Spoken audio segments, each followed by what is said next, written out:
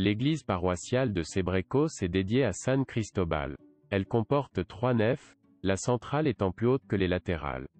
Au moment de réaliser la voûte actuelle, les murs sont surélevés pour pouvoir placer la structure en bois qui forme le toit. On observe bien la chape à ossature bois épisée sur l'abside carrée, et il ne doit pas rester de doublon car on ne pose pas de corniche en pierre sur le pourtour, mais on finit par des cannes en bois. L'édifice est protégé par une robuste tour à l'ouest surmontée de mâchicoulis et de grands flambeaux à flammes. Elle conserve des éléments gothiques dans la nef nord et les chœurs du chœur aux 2/3 de la hauteur du mur. Le reste est renaissance de la bonne école de Burgos du XVIe siècle, comme le pectoral élégamment sculpté du chœur. Les voûtes sont en croisée d'ogives, en tierces ronds et celle de tête est en étoile.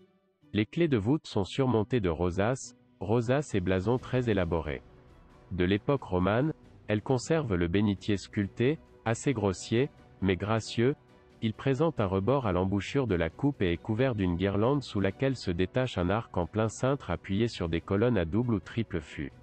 La couverture, clairement Renaissance, abrite l'image du patron et des pilastres bien travaillés qui nous invitent à lever les yeux jusqu'à ce que nous trouvions les gargouilles qui drainent l'eau derrière le balcon de finition.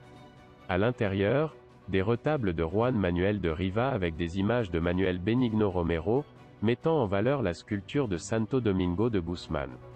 Félix Bueno sera celui qui exécutera les ors en 1781. L'ère rococo est remarquable, dans l'atmosphère générale churrigueresque de l'œuvre dans laquelle il n'y a pas un espace laissé non sculpté.